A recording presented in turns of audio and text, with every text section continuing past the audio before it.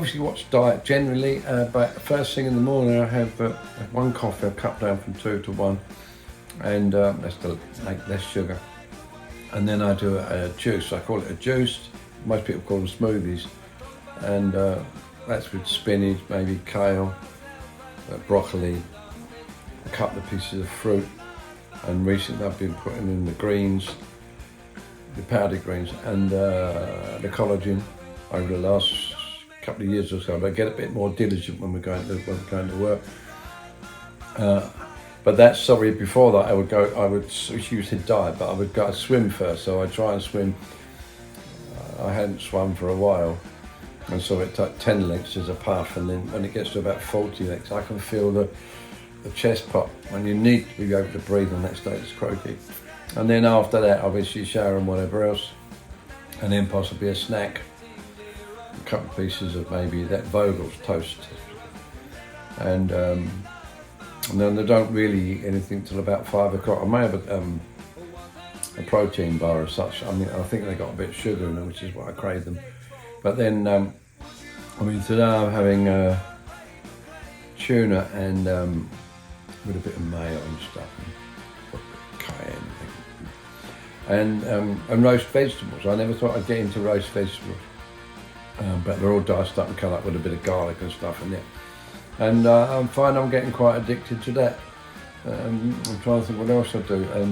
And on the road it's far stricter again, but it's to do with my day generally. And I sometimes do crunches in the morning. I've done some this morning, but when I've got some promo to do today, when that's finished, I should do a bunch more crunches, and then maybe 40 minutes in the gym, and that's not as heavy as it used to be.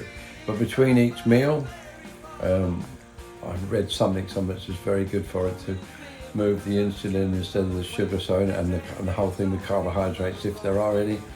So I walk 12 minutes as soon as I'm that diligent, obsessive that I get up instantly and walk 12 minutes as briskly as I can to keep the cardio thing going and the lungs moving and so on. Expand the gym stuff, I kind of do resistance training, and where I try doing bicep curls with the weight resistance, and trying to do them as slow as possible, because we tend to go up and let go, and we should try and aim on the decrease and the increase.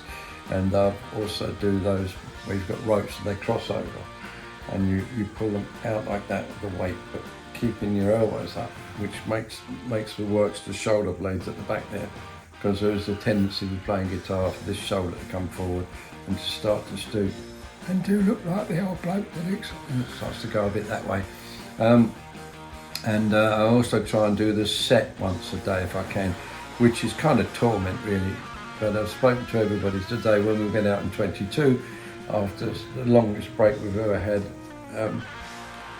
I think we all thought that we were quite okay at the beginning, and it wasn't until the end of 22 that we kind of realised that, or I did, that we were under par. We weren't really up to our game.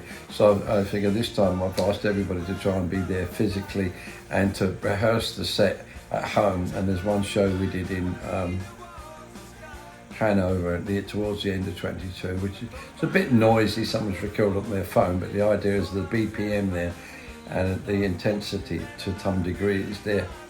And to try and rehearse that every day. And it's because on the acoustic tour, it's a copy of a Telecaster, not copy, it's made like a Telecaster. So it's got a slightly slimmer neck than my Status. So one of the things I like about the Status is the broader neck, but it's giving me jip in my hands.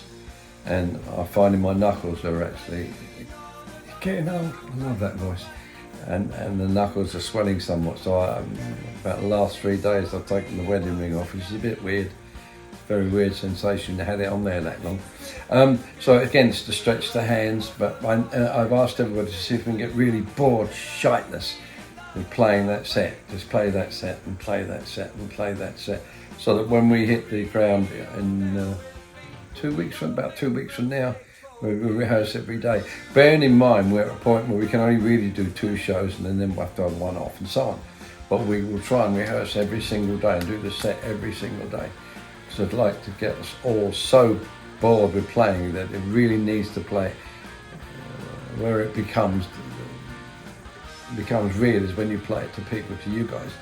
That way it'll be, I hope, the best it can be, because when you're out on the summer things we do, you tend to play festivals or mini festivals, whatever you call them, but they're outdoor shows with usually more than just one support act, there's a few acts.